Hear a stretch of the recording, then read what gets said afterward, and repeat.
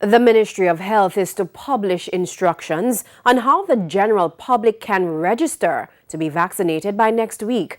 There has been confusion after a link was initially shared publicly but then taken offline. But as Giovanni Dennis reports, a mass appeal is to come soon. Ultimately, there's going to be a site up, a number to call, or you can visit your local health center and register. Health Minister Dr. Christopher Tufton on how members of the public will be able to register to be vaccinated against COVID-19.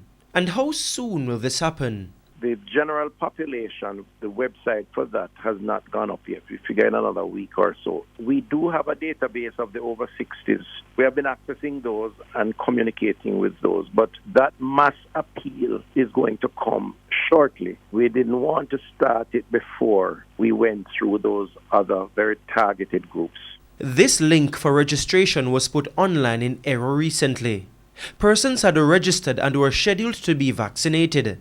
The link has since been taken offline.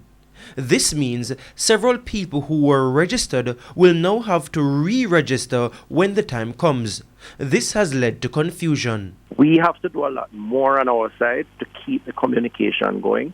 I'll admit and accept that. But I say to the public, just hold strain. We're getting there. Our key issue right now is to perfect the process and to source more vaccines. But everyone will have an opportunity to access when that time comes.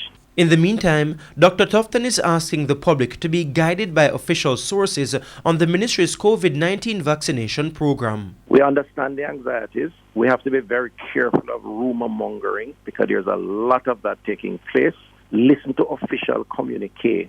Don't listen to what you read on social media from questionable sources, because you're going to find a lot of that in this very open marketplace where access to information is relatively easy, but the accuracy of that information more often than not has to be questioned. Giovanni Dennis, TVJ News.